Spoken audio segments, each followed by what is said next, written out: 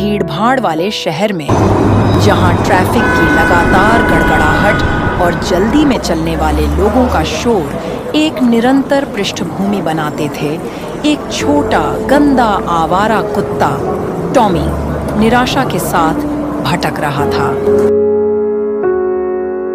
उसकी कभी-कभी गर्व से भरी हुई कोट अब उलझी हुई थी और उसकी पतली फर के नीचे उसकी पसलियां स्पष्ट रूप से दिख रही थीं। हर दिन टॉमी सड़कों पर भोजन और आराम की तलाश में घूमता था, लेकिन अक्सर उसे केवल उदासीन नजरों और बंद दरवाजों का सामना करना पड़ता था। एक ठंडी शरद संध्या को, जब सूरज क्षितिज के नीचे डूब रहा था, टॉमी शहर के पार्क में आ पहुंचा। उसकी भूख के कारण पेट कराह रहा था और उसकी पंजे पूरे दिन की खोज से थक चुके थे। वह पार्क के एक शांत कोने में घुस गया, जहां एक युवा लड़की टारा एक बेंच पर बैठी थी और उसके गोद में एक किताब थी। तारा, एक दयालु 10 वर्षीय लड़की जिसकी कर्ली बालों की गुच्छे थीं, ने टॉमी को करीब से देखा।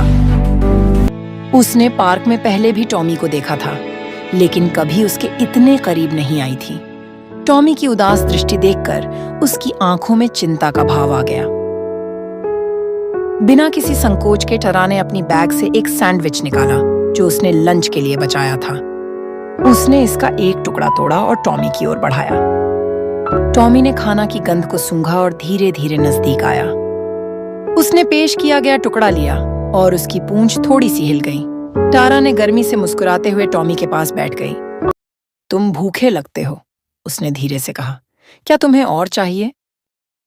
जब टॉमी ने बाकी सैंडविच को धन्यवाद के साथ खा लिया, टारा ने देखा उसका दिल कुत्ते की हालत के लिए दुखी हो गया। सप्ताहों के बीतने के साथ टारा और टॉमी के बीच एक गहरा रिश्ता विकसित हो गया। उनके पार्क में बिताए गए समय एक प्रिय आदत बन गई। टारा पढ़ाई करते समय टॉमी उसकी गोदी पर सिर रखता था। पार्क, जो कभी टॉमी के लिए अकेलापन था, अब हंसी और खेल के साथ भरा हुआ एक आश्रय बन गया। एक शाम टारा को एक विचार आया। उसने घर लौटते समय टॉमी के लिए एक छोटे अस्थायी बिस्तर और कुछ खिलौने लाए। उसके माता-पिता टारा की समर्पण और दया से प्रभावित होकर मदद करने के लिए तैयार हो गए। टॉमी जल्दी से अपने नए घर में ढल गया। नए परिवेश और टारा के साथ गहरे रिश्ते में आराम और खुशी पाई। अब वह अकेला आवारा नहीं था। उसे एक परिवार मिला जो उसे बिना शर्त प्यार करता था। टॉमी और टारा ने मिलकर पार्क को अपना खास स्थान बना लिया।